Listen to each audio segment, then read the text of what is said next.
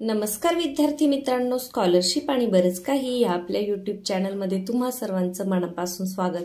आज आपण इयत्ता 4थी मंथन म्हणजे सामान्य ज्ञान परीक्षेसाठी गणितचा पुढचा घटक पाहणार आहोत, तो म्हणजे संख्येची विस्तारित रूपात मांडणी। याच्या अगोदर आपण 1, 2, 3 या हे जे घटक आहेत म्हणजे अंकांची दर्शनी, स्थानिक किंमत, संख्या वाचन हे पाहिलेले आहेत। ते व्हिडिओ जर तुम्ही पाहिले नसतील तर नक्कीच पहा। आणि आज आपण पुढचा टॉपिक सुरू करत आहोत, ते म्हणजे संख्येची विस्तारित मांडणी। गणितचे जेव्हा आपले 5 टॉपिक अभ्यासून होतील तेव्हा मग आपण बुद्धिमत्तेचे घेऊया आणि मग बुद्धिमत्तेचे 5 टॉपिक आपण करूया।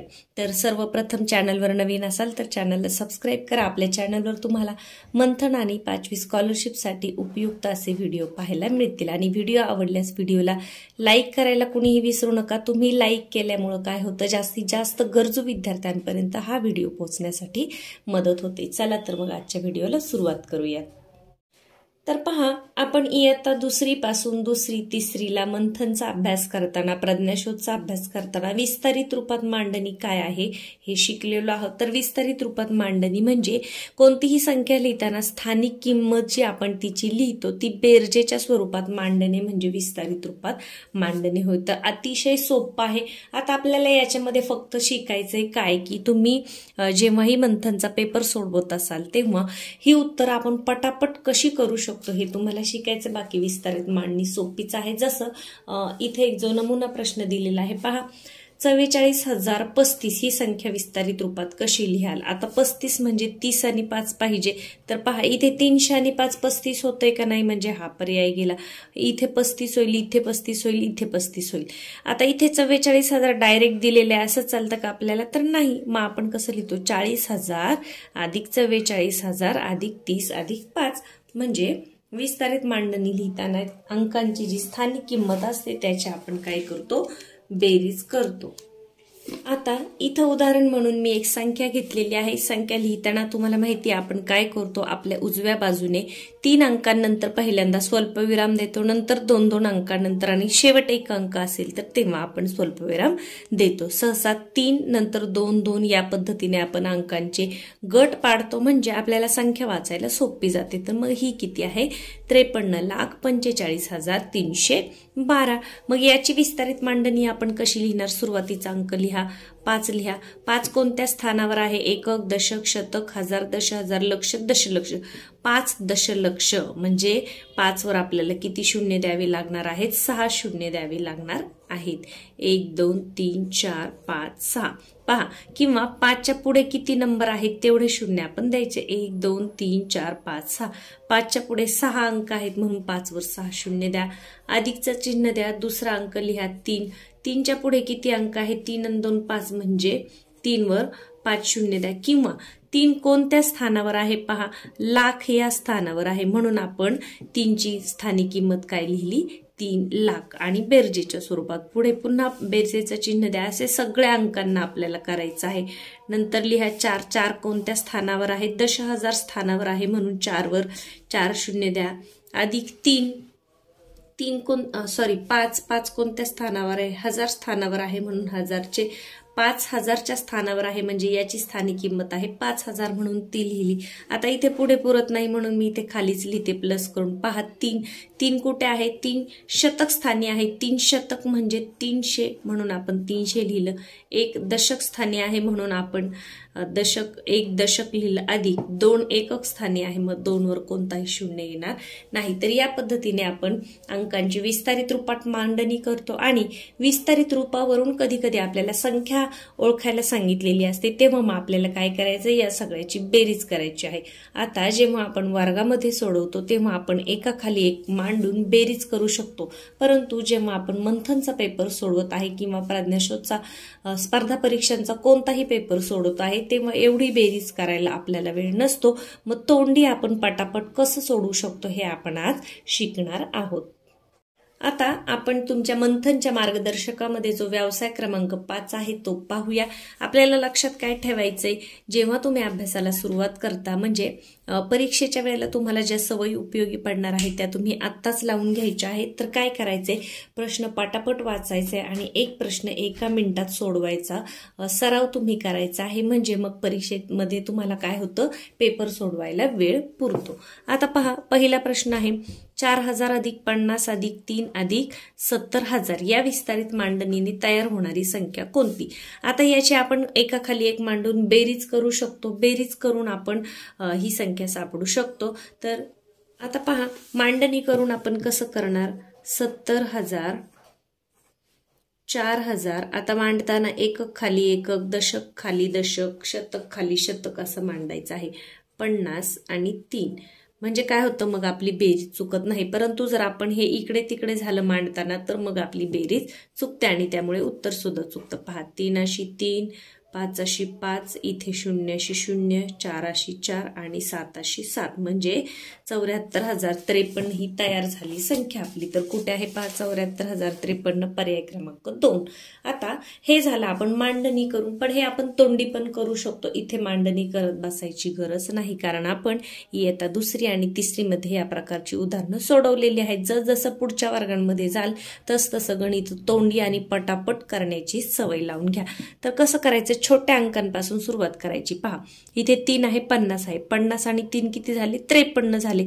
त्यानंतर थोडा मोठा अंक कोणता आहे, हा 4000, मग 4053 आणि 4000 कशामध्ये मिळवायचे, तर याच्यामध्ये 70,000, 70 आणि 4 किती, 74 म्हणजे 74,053। तर आता बघा, 53 इथे आहे का, इथे तर 530 आहे म्हणजे हे येणार नाही, इथे 53 आहे, इथे 53 आहे, इथे आहे, तर 400 असं इथं दिसतंय का आपल्याला, 4000 आहे म्हणजे हा पण पर्याय येणार नाही। कोणता पर्याय उत्तर येणार नाही हे पटापट शोधायला शिका, म्हणजे काय होतं, मग आपल्याला पडताळा करण्यासाठी 1 किंवा 2च पर्याय उरतात। तर पहा आता, 53, 4000, 4053 आणि 70 आणि 4 74 म्हणजे 74,053 कुठे आहे, इथे तर 47,000 आहे म्हणजे हे सुद्धा गेलं। मग आपलं उत्तर काय आहे, 74,053 पर्याय क्रमांक 2चा गोल तुम्ही तिथे व्यवस्थित रंगवायचा आहे। पुढे पहा, 48,789 ही संख्या विस्तारित मांडणीमध्ये लिहायची। 48,000, आता 48 आपण डायरेक्ट 48 लिहितो का, नाही, म्हणजे हा पर्याय गेला, हा पण गेला, हा सुद्धा गेला। पहा, 48,000 या पद्धतीने नाही लिहित, तर आपण कसं लिहितो, 40,000 त्यानंतर 8,000, 40 आणि 8, 48,700 आणि 89, 48,789 म्हणजे आपलं उत्तर काय आहे, पर्याय क्रमांक 3। इथे आपण सगळ्या पर्यायांची बेरीज करत बसायचं नाही, निरीक्षणावरून ठरवायचं आहे। जेव्हा या पद्धतीने विस्तारित रूप येतं तेव्हा असे डायरेक्ट कुठेच संख्या नसते, प्रत्येक अंकाची आपल्याला स्थानिक किंमत ही मांडावी लागते। तर हे सहज आपण तोंडी करू शकतो। पुढे पहा, संख्यावतीची विस्तारित मांडणी यांची अयोग्य जोडी कोणती। आता अयोग्य जोडी ओळखायची, असे प्रश्न वाचताना अजिबातही गडबड करायची नाही। कधी कधी योग्य विचारलेली असते, कधी कधी अयोग्य विचारलेली असते। मग आपल्याला विचारले काय ते पहा, अयोग्य म्हणजे चुकीची जोडी आपल्याला ओळखायची आहे। तर पहा, 7,534, आता 7,000 आहे, 500 आहे आणि 34 आहे म्हणजे बरोबर आहे। आता बघा, मी हे तोंडीच केलं, 7,500 आणि 30 आणि 4 34 म्हणजे हे बरोबर आहे। इथे पहा, 46,118, आता 46,000 म्हटलंय म्हणजे इथे 600 येईल का, तर येणार नाही। 6ची स्थानिक किंमत किती आहे पहा, 6,000 आहे आणि ह्याची आहे 40,000, ही बरोबर दिली, परंतु इथं 6ची स्थानिक किंमत चुकले त्यामुळे हे चुकीचं आहे। त्यानंतर पुढे पहा, 39,052, आता 39,052 असं डायरेक्ट आपण 39,000 आणि 9,000 असं लिहितो का, तर नाही, मग हे पण चुकले, ब आणि क चुकलेलं आहे। पुढे पहा, 50,093, 50,093 पहा, हे किती आहे, 50,000 आहे, 90 आहे, 93 आहे, 90 आणि 3 93 आणि हे आहे 50,000 म्हणजे हे आपलं उत्तर बरोबर आहे। तर चुकीचं कोणतं आहे, ब आणि क। आपल्याला अयोग्य विचारले, मग अयोग्य जोडी कोणती आहे, ब आणि क, पर्याय क्रमांक 2 हे आहे तुमचं उत्तर। यानंतर पुढे पाहूयात, 62,735 या संख्येचे योग्य विस्तारित रूप खालीलपैकी कोणते? आता वरती अयोग्य विचारलं होतं, इथे योग्य निवडायचं आपल्याला. 62,735. आता 62,000 म्हणजे 6ची स्थानिक किंमत किती आली पाहिजे? 60,000. 60,000 म्हणजे मग 6वर किती शून्य येतील? 4 शून्य येतील. तर पहा इथे 3 शून्य म्हणजे हे येणार नाही. पर्याय क्रमांक 3 तुमचं गेलेलं आहे, हे येऊ शकत नाही कारण इथे 6,000 होते. तर इथे आपल्याला 60,000 होते. यानंतर 62,735. आता 35 कुठे होते पहा, इथे 3 आणि 100 म्हणजे इथे काय होईल? 300 होईल. म्हणजे हे येणार नाही. मग 3 आणि 1 आणि 3 हा पर्याय आपला गेलेला आहे. इथे 35 होईल, इथे 35 होईल, हे बरोबर आहे. त्यानंतर 700 आलं पाहिजे. तर 700 कुठे आहे पहा, 7 गुणिले 10 म्हणजे हे तर 70 होईल. 7 दशक होईल म्हणजे हे येणार नाही. इथे पहा 7 गुणिले 100 म्हणजे हे बरोबर येईल आपलं 700. आणि हे किती आहे? 2,000 आलं पाहिजे. पण इथे 2 गुणिले 100 आहे म्हणजे हे 200 आहे. तर हे इथे चुकलेलं आहे. मग पर्याय येणार नाही. 2 पण येणार नाही कारण इथे काय लिहिले? 2ची स्थानिक किंमत 100 लिहिलेली आहे. मग पर्याय क्रमांक 4 असणार आहे आपलं उत्तर. तरी पण आपण एकदा चेक करूया. पहा 6ची स्थानिक किंमत 60,000 बरोबर आहे. 700 बरोबर आहे, शतक स्थानी आहे. 2,000 स्थानी आहे, 2,000 बरोबर आहे. 3 कुठे आहे? दशक स्थानी आहे म्हणजे हे पण बरोबर आहे. 5 एकक स्थानी. या पद्धतीने तोंडी म्हणजे हे कोणतीही क्रिया न करता आपण उत्तर शोधू शकतो. तर एक एक पर्याय पटापट चेक करायचा आणि कोणतं येणार नाही ते तुम्ही बाजूला काढायला शिकायचं आहे. यानंतर पुढे पहा, 8 दशक अधिक 3 सहस्र अधिक 18 सुट्टे बरोबर किती? आता अशा प्रकारचं गणित आपण तोंडी पण करू शकतो, पण प्रत्येकालाच तोंडी जमेलच असे नाही. म्हणून आपण पहिल्यांदा अंक लिहून घेऊया. मोठा अंक लिहू, नंतर छोटा लिहू. सहस्र म्हणजे किती? 1000 म्हणजे 3 सहस्र म्हणजे 3000. मग 3000. 8 दशक. 8 दशक म्हणजे दशकचा 1 शून्य द्यायचा. 8 दशक म्हणजे किती? 80. मग 3080 आणि 18 यांची बेरीज करा. पहा 3080 आणि 18 सुट्टे सांगितलंय ना आपल्याला, म्हणून आपण 18 लिहिलं. पहा 8 8 8 1 9 ह्या 0 0 आणि 3 3 3098 हे आहे आपलं उत्तर. तर कुठे आहे? 3098. पर्याय क्रमांक 4 हे आहे तुमचं उत्तर. इथे फसायचं नाही. 3 सहस्र म्हणजे 3000, दशसहस्र म्हणजे 3 दशहजार या पद्धतीने. आणि 8 दशक म्हटलं की 8 दशक म्हणजे 80 हे आपल्याला माहिती आहे. मग यांची बेरीज तुम्ही तोंडी पण करू शकता. 3000 अधिक 80 अधिक 18. आता 80 आणि 18 किती होतात? 98. म्हणून 3098 या पद्धतीने. पण ज्यांना असं तोंडी अजूनही म्हणजे आत्मविश्वास वाटत नसेल तर त्यांनी काय करायचं आहे? वहीवर पटकन कच्चं काम करायचं आहे. यानंतर पुढे पाहूयात. आता 6 गुणिले 100 अधिक 4 गुणिले 0 अधिक 7 गुणिले 1000 बरोबर किती? आता पहा 6 गुणिले 100 किती होतात? 600. मग आपण मांडून घेतले 600. यानंतर 4 गुणिले 0 किती होतात? 0. कारण शून्याचा नियम आपण शिकलोय. कोणत्याही संख्येला शून्याने गुणले किंवा शून्याला कोणत्याही संख्येने गुणले तरी उत्तर शून्यच येते. अधिक मग 7 गुणिले 1000 म्हणजे किती झाले? 7000. मग ते आपण कसं मांडणार? या पद्धतीने मांडणार आणि यांची बेरीज करायची म्हणजे किती येणार? पहा 600 6 700 7 7600. 3 अंकानंतर स्वल्पविराम द्यायला विसरायचं नाही म्हणजे अंक वाचायला सोपा जातो. तर 7600 कुठे आहे? 7600. पर्याय क्रमांक 2 हे आहे तुमचं उत्तर. इथे लक्षात ठेवायचं, इथे फसायचं नाही. 4 1 4 म्हणजे हे उत्तर आपलं येणार नाही. तर कोणत्याही संख्येला शून्याने गुणलं तर उत्तर हे शून्यच येत असतं. तर पुढे चला. 15 दशक अधिक 15 शतक अधिक 15 एकक अधिक 15 सहस्र म्हणजे किती? आता 15 सहस्र म्हणजे किती? मी आत्ताच सांगितलं होतं. सहस्र म्हणजे किती असतात? 1000 असतात. म्हणजे 15,000, 15 एकक, 15 शतक, 15 दशक. आता हे काय करू आपण? सगळ्यांना समजण्यासाठी मांडून घेऊया. 15 सहस्र, 15 शतक, 15 दशक. आता पहा 15 सहस्र म्हणजे किती लिहिणार? 15,000. 15 दशक, 15 शतक आहे का? आहे. 15 शतक आहे म्हणजे शतकचे 2 शून्य आणि इथे येणार 15 शतक म्हणजे 1500. 15 दशक म्हणजे पहा 15वर दशकचा 1 शून्य द्यायचा आणि 15 एकक म्हणजे नुसते 15.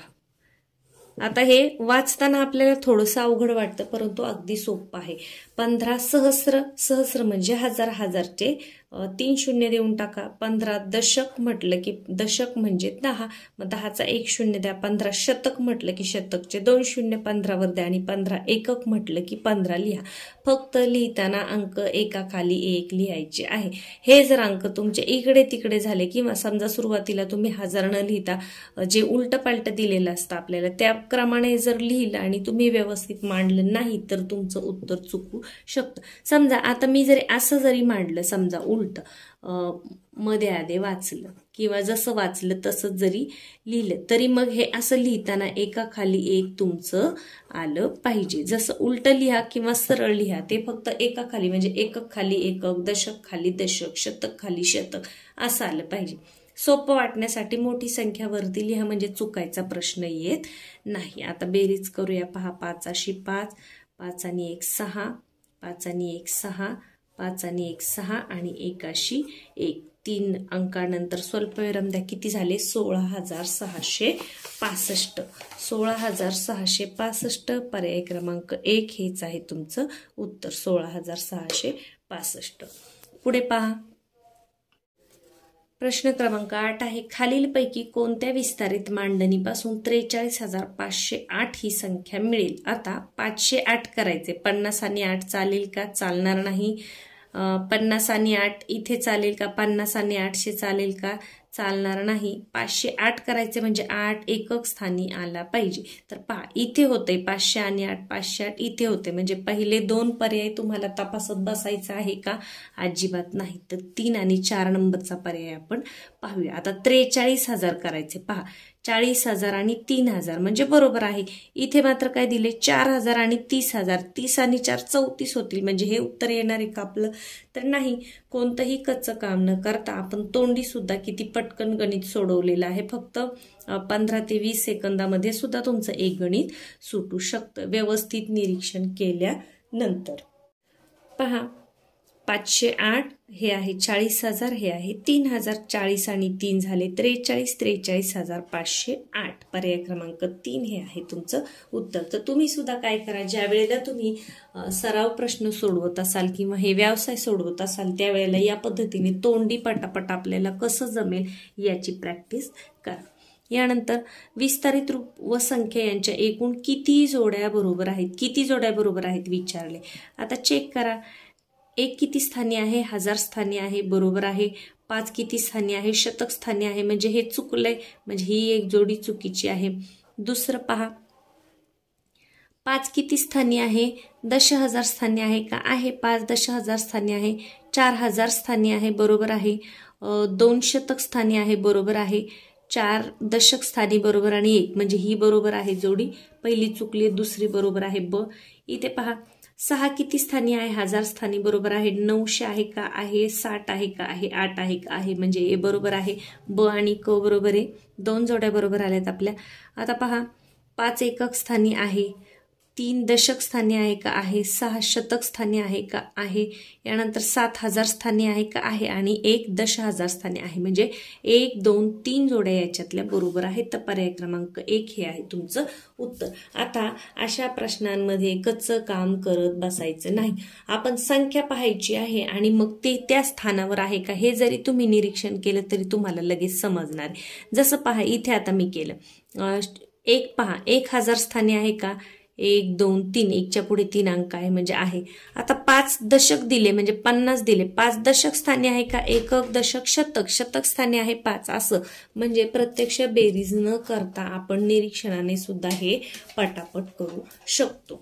यानंतर पुढे पहा आता 10 पावणे 27,000 ही संख्या विस्तारित रूपात कशी लिहाल? पावणे 27. पावणे म्हणजे पाव उणे, पावणे शब्दामध्येच आहे पहा, 5,27,000 म्हणजे 27,000ला किती कमी आहेत. आता 1000 आहे. आपण जेव्हा संख्या लिहिणे वाचणे शिकलो तेव्हा आपण पाहिले की सव्वा, दीड, पावणे कशाला म्हणायचं. तर 5,27,000 कशी लिहिणार पहा, पाव उणे 27,000ला पाव उणे, मग कशाच्या पावणे, 1000चा पाव. 1000चा पाव भाग किती आहे, 250. म्हणजे मग 27,000ला 250 कमी म्हणजे 26,750. तर कुठे दिसतंय पहा 26,750. तर आता ते विस्तारित रूपामध्ये विचारले बरं का, तर 26,000 आलं पाहिजे.